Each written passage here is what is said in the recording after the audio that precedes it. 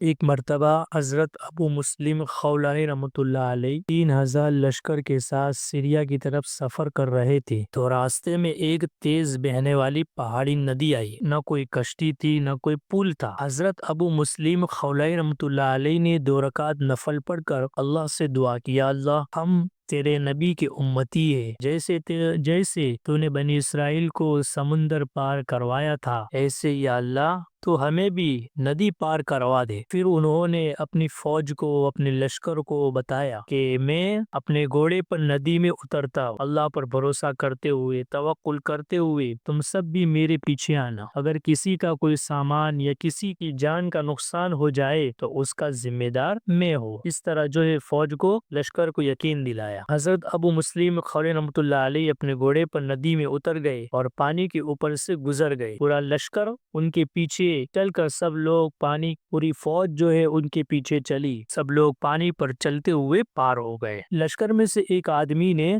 Test کرنے کے لیے، آزمانے کے لیے اپنا ایک لوٹا گرا دیا۔ جب سب لوگ دوسری طرف پہنچے تو حضرت ابو مسلم خولانی رحمۃ اللہ علیہ نے پوچھا، کیا کسی کا کوئی سامان گم ہوا ہے، گر گیا ہے؟ اس آدمی نے شرما کر کہا، جی میرا پانی کا برتن گر گیا ہے، وہ بہہ گیا ہے۔ حضرت ابو مسلم خولانی رحمۃ اللہ علیہ واپس ندی کے کنارے گئے، دیکھا تو وہ برتن پانی پر تیر رہا۔ انہوں نے اٹھا کر اس آدمی کو لوٹا دے دیا۔ تو دیکھا میرے بھائی، یہ ہے نماز کی طاقت۔ اس نے آزمانے کے لیے، ٹیسٹ کرنے کے لیے اپنے برتن کو پانی میں گرا دیا تو وہ برتن بہا نہیں بلکہ وہ ایک جگہ پر پڑا رہا۔ حضرت ابو مسلم خولانی رحمۃ اللہ علیہ کو اور ان کے پورے لشکر کو اللہ تبارک و تعالیٰ نے آسانی کے ساتھ ندی پار کروا دی۔ میرے بھائیو، نماز میں کتنی طاقت ہے۔ صحابہ کرام کی تو یہی صفت تھی کہ جب بھی کوئی مصیبت آتی، کوئی پریشانی آتی، کوئی ضرورت لاحق ہوتی تو وہ سب سے پہلے مسجدوں کی طرف دوڑتے تھے، 2 رکعت نماز پڑھ کر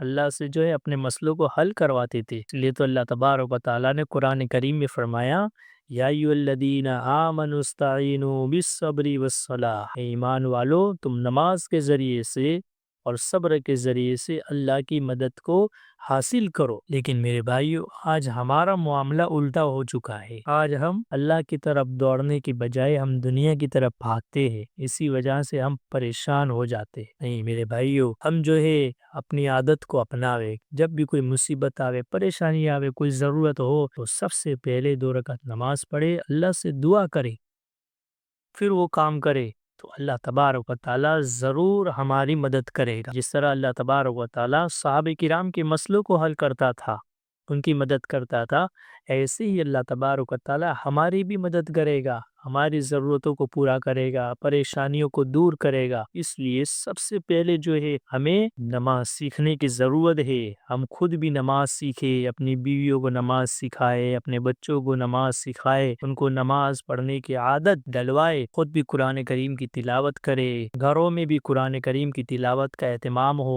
ذکر و اذکار کا اہتمام ہو۔ اور یہ سب چیزیں سیکھنے کے لیے اللہ کے راستے میں نکلنا ہوگا۔ اللہ کے راستے میں یہی سب چیزیں تو سکھائی جاتی ہے۔ اللہ کے راستے میں جب آدمی جاتا ہے تو پھر اس کو احساس ہوتا ہے کہ میری نماز کتنی صحیح ہے، میرا قرآن کتنا صحیح ہے، وہاں جا کے پتہ چلتا ہے۔ میرے بھائیو، ہم اپنی نمازوں کو سب سے پہلے صحیح کریں۔ کتابوں میں لکھا ہے کہ ایک آدمی پوری زندگی نماز پڑھتا رہا، 60 سال تک اس نماز کا اہتمام کرتا رہا، لیکن اس کو نماز پڑھتے ڈھنگ سے نہیں آتی، اس نے نماز کو سیکھا ہی نہیں۔ تو پھر میرے بھائیو، ایسی نماز اللہ تبارک و تعالیٰ قبول نہیں کرتے، ایسی نماز اپنا اثر نہیں دکھاتی۔ آج ہماری شکایتیں ہیں کہ ہم نمازیں پڑھتے ہیں، دعائیں کرتے ہیں، پھر بھی اللہ کی مدد نہیں آتی، ہماری پریشانیاں دور نہیں ہوتی، ضرورتیں پورے نہیں ہوتی۔ کیونکہ میرے بھائیو، ہماری نماز صحیح نہیں ہے، ہماری نماز میں کمزوری ہے، دعا مانگنے میں کمزوری ہے۔ میرے بھائی، ہم ان کمزوریوں کو دور کرنے کی